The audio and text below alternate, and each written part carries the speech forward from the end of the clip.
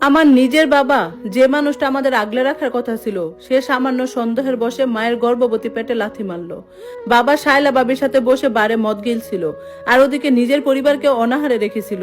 মা যখন ওই বারের সামনে দিয়ে যাচ্ছিল, বাবার মনে হয়েছিল মা বুঝি ওনাকে পাহারা দিতে এসেছে। কিন্তু তর্কের খাতিরে যদি সত্যিও হতো, তাই বলে একটা গর্ভবতী নারীর পেটে লাথি মারার অধিকার তাকে কে দিয়েছে? ক্রোধে অন্ধ হয়ে সে একটা বারও ভাবলো না যে মায়ের পেটে একটা নিষ্পাপ প্রাণ বড় হচ্ছে। ওনার পেটে লাথি মারার পর যখন ফিনকি দিয়ে রক্ত ছুটতে লাগলো, মা মেঝেতে একদম নিথর হয়ে গেল, তখন বাবার নেশা যেন কিছুটা কাটলো। সে মায়ের পাশে ঝুঁকে পড়ে ওনাকে ঝাঁকাতে লাগলো। এই ওঠো, নাটক বন্ধ করো, ওঠো বলছি। আমি তীব্র ঘৃণায় বাবাকে ধাক্কা দিয়ে সরিয়ে দিলাম। খবরদার, ওনাকে ছুবে না। আমি মায়ের মুখের উপর ঝুঁকে পড়ে চিৎকার করে কাঁদতে লাগলাম, আম্মু চোখ খোলো, আম্মু প্লিজ চোখ বন্ধ করো না। কিন্তু মা শুধু শেষবারের মতো ফিস ফিস করে বললেন, ছোটদের দেখে রাখিস, আমরা একসাথে ওদের দেখভাল করবো আম্মু, তুমি চোখ খোলো, তাকিয়ে দেখো আমাদের দিকে। আমি চিৎকার করছিলাম, আমার চোখ ফেটে তপ্ত জল গড়িয়ে পড়ছিল। বুকের ভেতরটা এত ভারী লাগছিল যেন দম বন্ধ হয়ে আসছিল, আর গলার কাছে একটা বিশাল পাথর আটকে ছিল। আমার ছোট ভাই বোনগুলো মায়ের চারপাশে জড়ো হয়ে কান্নায় ভেঙে পড়লো। আমি দিশেহারা হয়ে ঘর থেকে দৌড়ে বাহিরে গেলাম এবং চিৎকার করে প্রতিবেশীদের ডাকতে লাগলাম, বাঁচান, আমার আম্মুকে বাঁচান। ওদিকে বাবা ঘরের ভেতরে জড় পদার্থের মতো দাঁড়িয়ে শুধু মায়ের নিথর দেহের দিকে তাকিয়ে রইল। মায়ের জীবন তখন সুতোয় ঝুলছে, আর সে একটা আঙ্গুলও নড়ল না। আমি মনে মনে প্রতিজ্ঞা করলাম, আজকের পর আমরা এই বাড়ি ছেড়ে চলে যাব। এই নরপশুকে তার এই পরক্রিয়া প্রেমিকের সাথে একা ফেলে যাব। অবশেষে কয়েকজন প্রতিবেশী আমার চিৎকার শুনে ঘরে ছুটে আসলেন। তারা মাকে ধরাধরি করে বাহিরে নিয়ে এলেন। আমাদের এক প্রতিবেশী আঙ্কেল ওনার গাড়িটা বের করলেন এবং দ্রুত মাকে নিয়ে হাসপাতালের উদ্দেশ্যে রওনা হলাম। পুরোটা পথ আমি শুধু আল্লাহর কাছে প্রার্থনা করছিলাম, আল্লাহ আমার মাকে বাঁচিয়ে দাও। মায়ের যদি কিছু হয়ে যায়, আমি এই ছোট ছোট ভাই বোনদের নিয়ে কোথায় যাব, কিভাবে বাঁচবো? আমার কাছে বাবার অস্তিত্ব তখনই শেষ হয়ে গিয়েছিল। আমরা অনেক আগে পিতৃহীন হয়ে গিয়েছিলাম। হাসপাতালে পৌঁছানোর পর ডাক্তার আমাকে দ্রুত ইমার্জেন্সি ওয়ার্ডে নিয়ে গেলেন। আমি বাহিরের করিডোরে ওই প্রতিবেশীর সাথে অধীর আগ্রহ অপেক্ষা করছিলাম।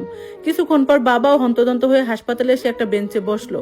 আমি পৃথিবীর সমস্ত ঘৃণা নিয়ে ওনার দিকে তাকিয়ে রইলাম। মনে মনে ঠিক করলাম, এখন কোনো ঝামেলা করব না, আগে মা সুস্থ হয়ে আসুক, তারপর এই প্রসূর উপর আমি আমার সমস্ত খুব উপড়ে দেব। কিছুক্ষণ পর ইমার্জেন্সি ওয়ার্ডের দরজাটা খুলে গেল। ডাক্তার সাহেব ধীরে পায়ে বেরিয়ে এলেন। ওনার কাঁধ দুটো ঝুঁকে পড়ছিল, আর মুখে ছিল এক চরম বিষাদের ছাপ। আমি ছিটকে ওনার সামনে গিয়ে দাঁড়ালাম। ডাক্তার বাবু, আমার মা কেমন আছেন? উনি ঠিক আছে তো?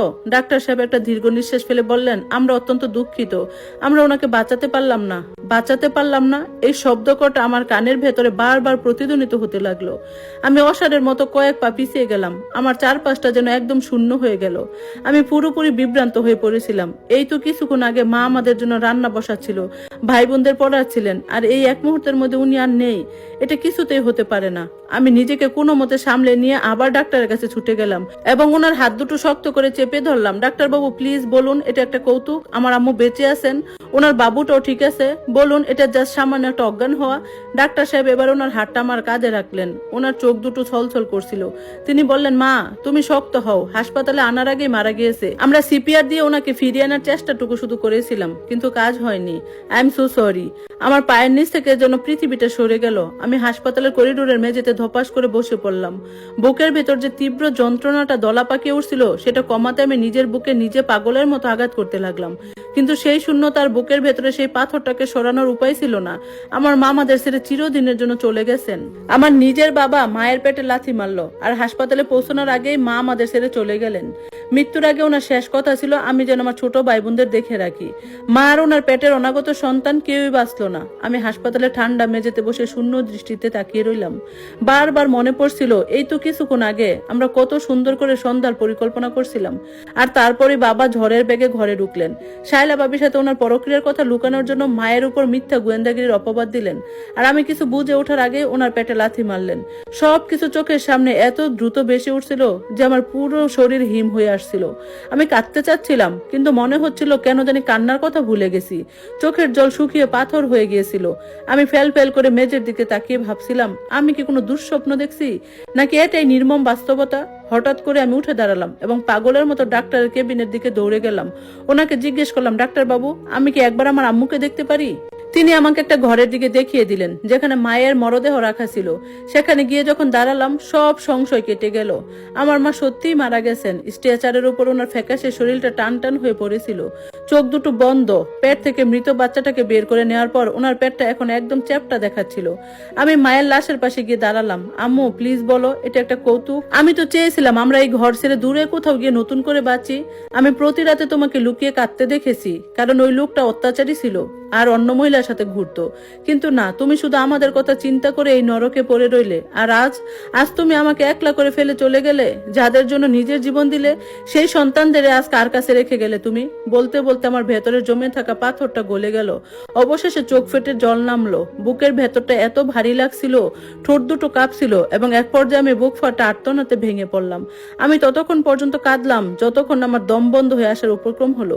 এই কষ্টটা এত তীব্র ছিল, এত অসহ্য ছিল যে মনে হচ্ছিল যেন এই মুহূর্তে পৃথিবীটা ধ্বংস হয়ে যাক। আমি বাড়ি ফিরে আমার ছোট ভাই বোনদের কি জবাব দিব, কিভাবে ওদের বুঝাবো যে আমাদের মা আর কোনোদিন ফিরবে না, আর যে মানুষটাকে ওরা বাবা বলে ডাকে সেই মানুষটা ওনাকে খুন করেছে। অবশেষে আমি চোখ মুছলাম, মায়ের ফ্যাকাশে নিতর দেহের দিকে শেষবারের মতো তাকালাম, মাথা নেড়ে ঘর থেকে বেরিয়ে আসলাম।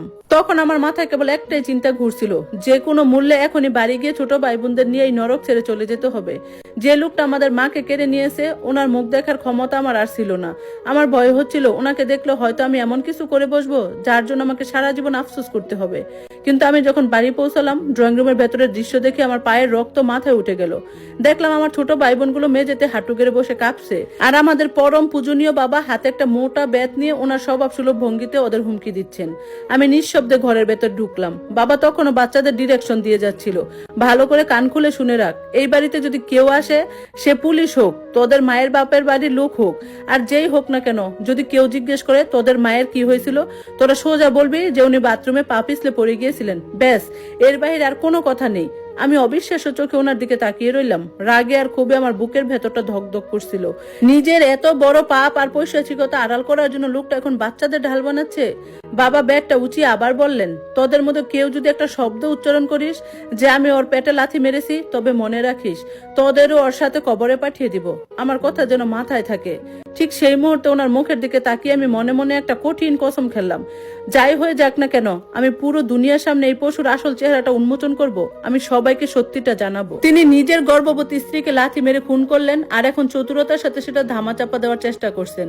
আমাদের সবাইকে হুমকি দিচ্ছেন যেন আমরা বলি যে মা বাথরুমে পা পিছলে পড়ে মারা গেছেন। আমার পুরো শরীর ঘৃণায় আগুন জ্বলছিল। ওনার প্রতি আমার ঘৃণা যেন এক চরম সীমায় পৌঁছে গেছিল। বাবা হঠাৎ আমার দিকে তাকালেন এবং আঙ্গুল উঁচিয়ে বললেন, তোর বেলাতেও ঠিক একই নিয়ম খাটবে নীলু, এই কথা যেন মাথায় থাকে। যদি একটি শব্দ কারো কাছে উচ্চারণ করিস, তবে তোকেও তোর মায়ের সাথে একই দিনে কবর দেব। একদম চুপচাপ থাকবি, যাতে ঝামেলা ছাড়া দাফন কাফনের কাজটা শেষ করা যায়। তিনি ঠান্ডা গলায় হুমকি দিলেন। মায়ের জন্য চোখ দিয়ে টপ টপ করে জল গড়িয়ে পড়ছিল। আমি ওনার চোখের দিকে তাকিয়ে বললাম, এখন খুশি তো তুমি? এখন শান্তি পেয়েছো? মানে এখন তো তোমার জন্য রাস্তা একদম পরিষ্কার। ওই পরক্রিয়া প্রেমিকার সাথে এখন তুমি মন খুলে চুটিয়ে সংসার করতে পারবে। তোর এত বড় সাহস, তুই আমার মুখের উপর এভাবে কথা বলিস? বাবা হন্তদন্ত হয়ে আমার দিকে এগিয়ে আসলেন। কিন্তু সেই দিন আর নেই যে আমি ওনার সামনে ভয়ে কাঁপবো আর নিজের মনের কথা বলতে পারবো না। ভয় পাওয়ার মতো কিছু আমার অবশিষ্ট ছিল না। তোর ওই মরামা কি তোকে নিজের বাবার সাথে এভাবে বেয়াদবি করতে শিখিয়ে গেছে নাকি? তিনি গর্জে উঠলেন, তুমি আমার বাবা নও। তোমার মতো একটা পশু বেঁচে থাকার চেয়ে যদি তুমি আজ মরে যেতে, তবে দুনিয়াটা বেঁচে যেত। আমি চিৎকার করে উঠলাম। আমার কথা শুনে তিনি মুহূর্তের জন্য স্তব্ধ হয়ে গেলেন। কিছু বুঝে ওঠার আগে ঠাস করে একটা চড় এসে আমার গালে পড়লো। আমার সাথে ওই সুরে আরেকটা কথাও বলবি না, তিনি হুঙ্কার ছাড়লেন। আমি ওনার সামনে আরেক ফোঁটাও জল ফেললাম না। চোখটা মুছে ওনার পাশ কাটিয়ে চলে গেলাম। মেঝে থেকে ছোট ভাই বোনদের হাত ধরে তুললাম এবং ওদের নিয়ে আমার রুমে ঢুকে গেলাম। ওদের দিকে তাকিয়ে বললাম, তোমাদের যার যার কাপড় চোপড় আছে ব্যাগে গুছিয়ে নাও। ভাগ্যিস ওরা আমাকে জিজ্ঞেস করেনি যে আমরা কোথায় যাচ্ছি, কারণ সত্যি বলতে আমি নিজেও জানতাম না এই ছোট ছোট বাচ্চাদের নিয়ে আমি কোথায় আশ্রয় নেব। আমাদের ব্যাগ গুছানো শেষ হলে আমি মায়ের এটিএম কার্ডটা নিয়ে বাহিরে গেলাম কিছু টাকা তোলার জন্য। কিন্তু ততক্ষণে অনেক রাত হয়ে গিয়েছিল। আশেপাশে সব বুথ বন্ধ, টাকা ছিল না। কিন্তু ওই লোকটার সাথে একই ছাদের নিচে থাকার চিন্তাটা আমাকে এতটাই আতঙ্কিত করছিল যে আমি মরিয়া হয়ে টাকা খুঁজছিলাম। যখন কোথাও কোনো ক্যাশ পেলাম না, অনিচ্ছা সত্ত্বেও আমাকে আবার সেই বাড়িতেই ফিরে আসতে হলো। রান্নাঘরে গিয়ে দ্রুত কিছু খাবার তৈরি করে আমাদের রুমে নিয়ে আসলাম এবং ভেতরের দিক থেকে দরজাটা শক্ত করে লক করে দিলাম। খাওয়া দাওয়া শেষ করে আমি ছোটদের কোনো মতে ঘুম পাড়িয়ে দিলাম, কিন্তু আমার চোখে এক ফোঁটাও ঘুম ছিল না। আমি অন্ধকারের দিকে তাকিয়ে ভাবছিলাম মায়ের অনুপস্থিতিতে আমি কিভাবে এই 3টে ছোট বাচ্চাকে আগলে রাখবো। ওদিকে মাথার উপর বসে আছে বাবার মতো একটা অমানুষ ও দায়িত্বহীন লোক। ওনার ভরসা আমি কিভাবে ওদের ছেড়ে দেব। ভাবতে ভাবতে আমার মাথায় তীব্র যন্ত্রণা শুরু হলো। যখন ক্লান্তিতে চোখ দুটো একটু লেগে আসছিল, তখনও হয়তো একটা ঘন্টাও ঘুম হয়নি। হঠাৎ করে ড্রয়িং রুমের সদর দরজা প্রচন্ড জোরে ধাক্কায় শব্দ শুনলাম। আমি প্রথমে নড়াচড়া করিনি, কিন্তু পরক্ষণে দরজা খোলার আওয়াজ পেলাম। আমাদের মেয়ের কি হয়েছে, সত্যি করে বলো। একটা চেনা কণ্ঠস্বর ভেসে আসতে আমার বুকটা কেঁপে উঠলো। এটা আমার নানাজির গলা। ড্রয়িং রুমের শোরগোল শুনে বুঝলাম তিনি একা আসেননি, তার সাথে আরো অনেক মানুষ এসেছে। আমি ঝটপট খাট থেকে নেমে রুমের দরজাটা খুলে বাহিরে এলাম। একটু দূরত্ব বজায় রেখে দাঁড়িয়ে দেখলাম ওরা বাবাকে জেরা করছে। আমার মেয়ের ঠিক কি হয়েছিল আসাদুল্লাহ, সত্যি করে বলো, এক মুরব্বী গম্ভীর গলায় জিজ্ঞেস করলেন। সেখানে সব মিলে